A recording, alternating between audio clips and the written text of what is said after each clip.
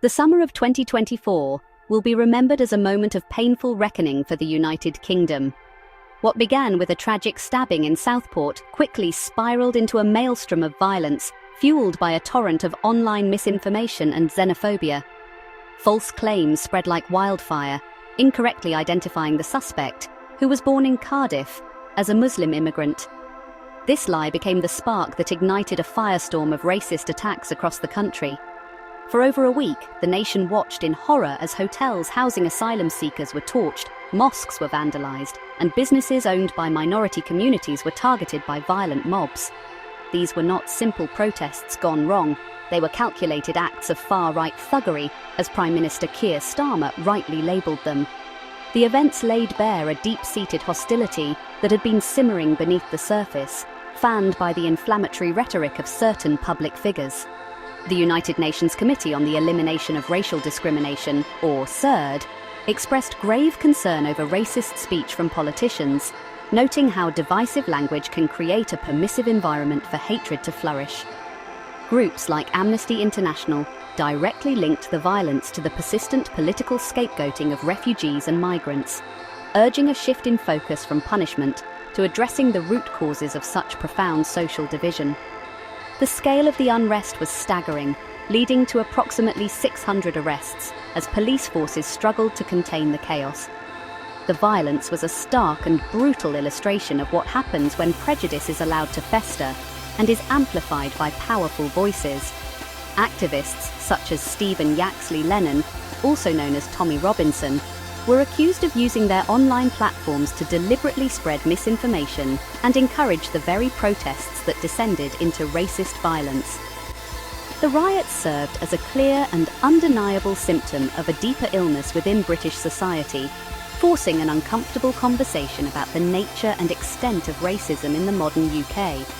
In the aftermath, the international community was quick to respond, with human rights organisations issuing strong condemnations. They pointed out that the UK government's own policies and political discourse had contributed to the volatile atmosphere. The events were a wake-up call, demonstrating that racism is not merely a problem of individual prejudice, but a systemic issue that can erupt with devastating consequences when left unchecked. The challenge for the nation was no longer just about condemning the violence, but about understanding and dismantling the structures that allowed it to happen in the first place. A task that requires both courage and honesty. To understand the events of 2024 and other long-standing issues, we must first grasp the concept of institutional racism.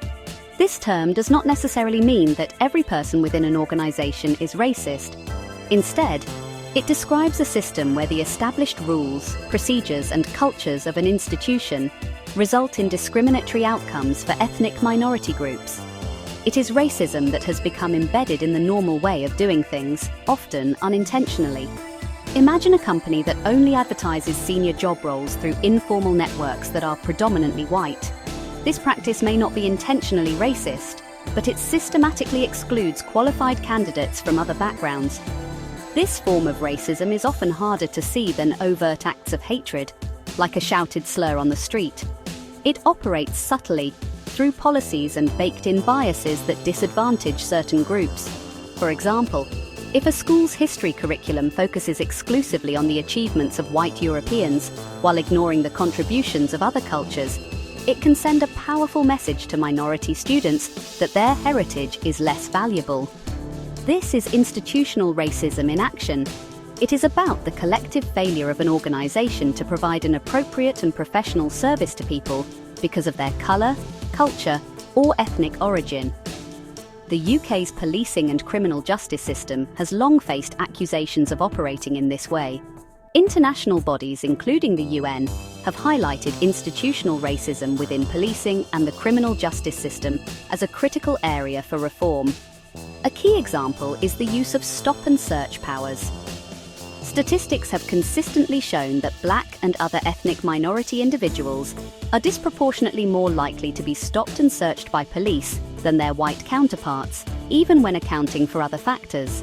This disparity creates a deep sense of mistrust and alienation, making communities feel targeted rather than protected by the very institutions meant to serve them. This systemic bias extends beyond the streets and into the courts. The outcomes of judicial processes can also reflect institutional failings. From charging decisions to sentencing, evidence suggests that ethnic minorities can face harsher treatment than white individuals for similar offences. Following the 2024 riots, while the government promised swift justice, groups like Amnesty International warned against quick-fix solutions like 24-hour courts. They argued that such measures could undermine due process and risk entrenching existing biases further, proving that even the response to racism can be institutionally flawed if not carefully considered. The roots of institutional racism in the UK run deep, entwined with the country's colonial past. Two profound and ongoing injustices, the treatment of the Windrush generation and the Chagossian people, serve as powerful examples of how historical wrongs continue to manifest as systemic discrimination today. The Windrush scandal revealed a shocking failure within the Home Office, where British citizens, who had been invited to the UK from the Caribbean decades earlier, were wrongly classified as illegal immigrants. They were denied access to healthcare, pensions and jobs, with some even being wrongfully detained and deported from the only country they knew as home. This was not simply a series of administrative errors. It was the result of a hostile environment policy that was institutionally blind to the complex realities of Britain's post-colonial identity. A formal lessons learned review produced 30 recommendations to reform the Home Office, but the previous government controversially decided to drop some of them. In September 2024, the UN's anti-racism body criticised the government's compensation scheme for being overly complex and slow, with many victims still waiting for justice years later. The Windrush scandal is a painful reminder of how state machinery can inflict immense suffering on its own citizens through bureaucratic indifference and systemic neglect.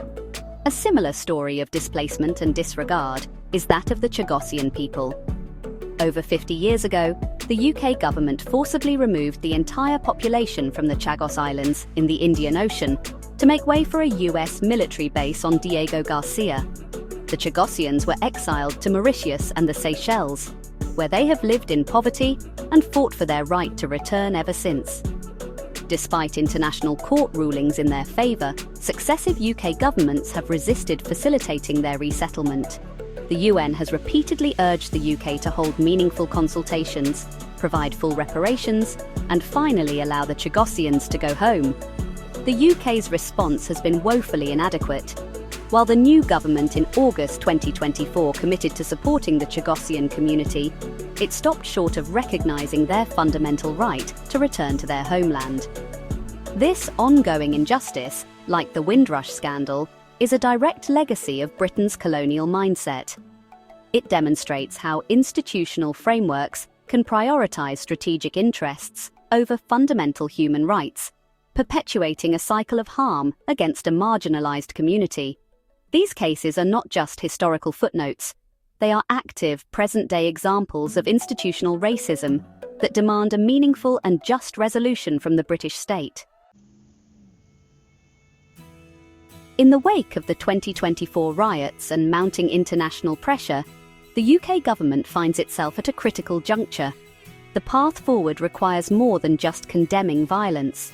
It demands a genuine commitment to dismantling the very structures that perpetuate racial inequality. The UN's Anti-Racism Committee, CERD, has laid out a clear set of recommendations. They have called for the establishment of an independent body to investigate complaints of racial profiling, disproportionate stop-and-search practices, and the excessive use of force by police.